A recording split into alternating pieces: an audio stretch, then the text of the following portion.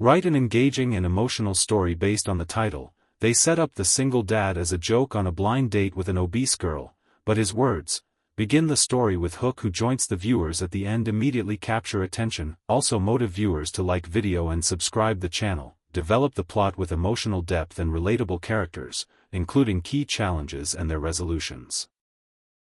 Ensure the story maintains a smooth pace suitable for an 400-minute YouTube video, leaving a strong, inspiring message by the end. Plain paragraphs but long story as you can based on 3,000-word estimate. In the dim glow of a bustling Italian restaurant, where laughter echoed like distant thunder and the scent of garlic bread hung heavy in the air, Mark Thompson sat alone at a corner table, fiddling with his napkin. He was a single dad, 38 years old, with calloused hands from years of construction work and a heart scarred by loss. Little did he know, this blind date, arranged by his so-called friends, was meant to be a cruel joke. They had paired him with Sarah, a woman they deemed unworthy because of her size, her curves that society labeled as flaws. But as she walked in, nervous and radiant in a simple blue dress, Mark's first words weren't of pity or rejection. They were something that would change everything. "You have the kindest eyes I've ever seen. They remind me of my daughters, full of stories waiting to be told." And in that moment, the joke crumbled, replaced by a connection that would heal two broken souls. But hold on, folks, if this story tugs at your heartstrings like it did mine, smash that like button right now and hit subscribe for more tales of unexpected love and redemption. You won't want to miss what's coming next. Mark's life hadn't always been this way. 5 years ago, he was happily married to Emily, the love of his high school days. They had built a cozy home in the suburbs of Chicago, complete with a swing set in the backyard for their daughter, Lily, who was now 7. Emily was the glue that held everything together, vibrant, funny, always planning family adventures. But cancer doesn't care about plans. It struck fast and furious, turning their world into a whirlwind of hospital visits, chemotherapy, and whispered prayers.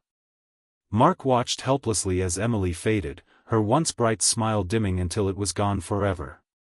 In the aftermath, he threw himself into fatherhood, working double shifts to keep the roof over their heads while navigating Lily's grief alongside his own.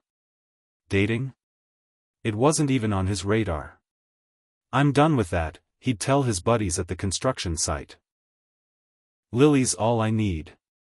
But his friends, guys like Jake and Tom, who meant well but often crossed lines with their bro humor, saw it differently. They worried about him, or so they claimed. "Man, you need to get back out there," Jake would say over beers after work. "You're turning into a hermit." One night, after too many rounds, they hatched their plan. They knew Sarah from the office, a talented graphic designer, sharp-witted and kind, but overweight in a world that prized thinness above all. To them, setting Mark up with her was hilarious, a prank to loosen him up. "He'll laugh it off," Tom chuckled as they signed him up on a dating app under false pretenses. They described Sarah vaguely, hyping her personality while omitting details that might scare him off. Mark, reluctant but tired of their nagging, agreed to the blind date. "Fine, one dinner. But if it's weird, I'm out." Sarah Jenkins, 35, carried her own burdens. Growing up in a small town in Indiana, she had always been the big girl, teased in school, overlooked in social circles. Her weight was a shield, she told herself, built from years of emotional eating after her parents' messy divorce. But beneath it all, Sarah was a force, an artist whose designs had won awards, a volunteer at local animal shelters, and a woman with a laugh that could light up a room. Dating had been a minefield for her. Men who ghosted after seeing photos, or worse, those who fetishized her body. When Jake approached her about the blind date, spinning tales of a great guy who's been through hell, she hesitated. "Why me?" she asked, suspicion creeping in. But loneliness won out. "What's the worst that can happen?" she thought, slipping into her favorite dress that hugged her curves just right. The restaurant was alive with the clink of glasses and murmurs of conversation when Sarah arrived. Mark spotted her first, guided by the host, and stood up with a polite smile. His friends, hiding at the bar across the street, watched through the window, stifling giggles. "This is gold," Jake whispered, phone ready to capture the awkward moment. But as Sarah approached, Mark's expression softened. She was beautiful in a real way, her dark hair cascading in waves, her smile tentative but genuine. "Hi, I'm Sarah," she said, extending a hand. Mark took it gently. "Mark. It's great to meet you." They sat, and the small talk began: weather, traffic, the menu. Sarah braced for the inevitable, the polite excuses, the quick exit. It had happened before. Instead, Mark leaned in. "So, tell me about yourself. What do you do?" Sarah blinked, surprised by his sincerity. She talked about her design work, how she loved turning ideas into visuals that told stories. Mark nodded, genuinely interested. "That sounds amazing. I'm in construction, building things with my hands. But stories? My daughter Lily is all about them. She's got this imagination that could fill a library." Sarah's eyes lit up. "A daughter? How old?"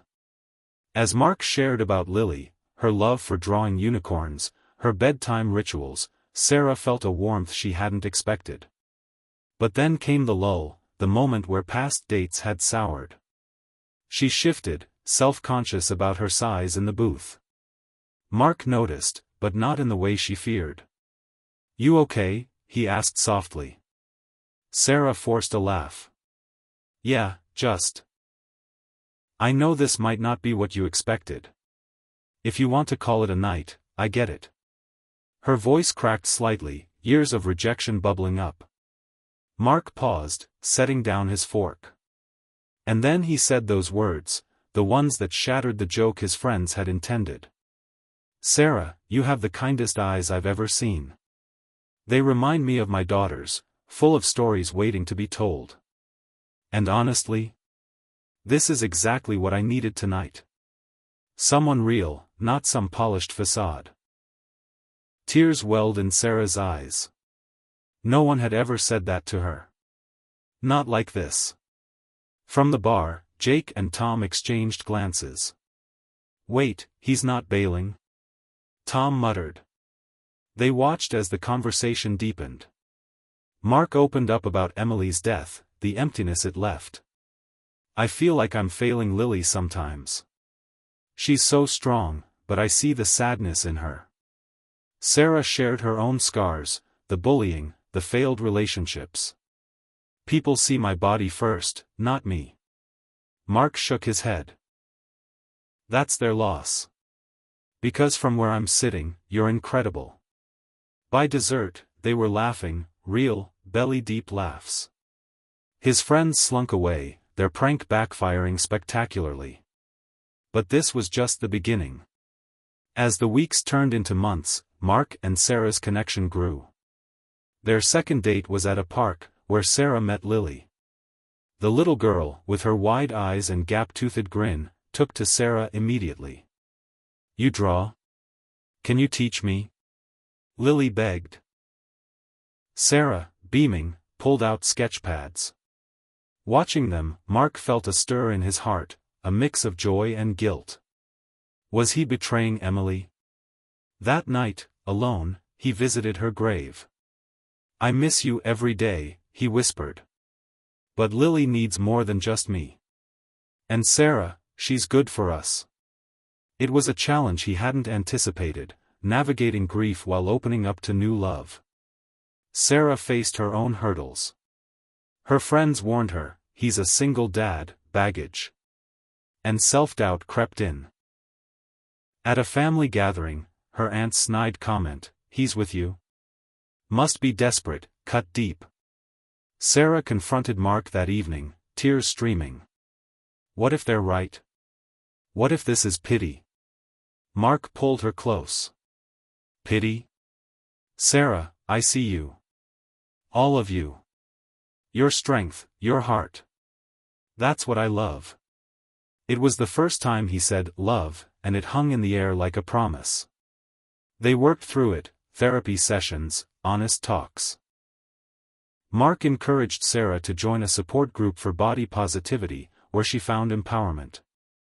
In turn, she helped him with Lily's school projects, bringing creativity into their routine. Challenges mounted. Mark's job hit a rough patch, a project delay meant financial strain. Bills piled up, and he snapped at Sarah one night, exhausted. "I can't do this right now." Hurt, she left, wondering if it was over. But the next day, he showed up at her door with flowers and an apology. "I'm scared of losing again.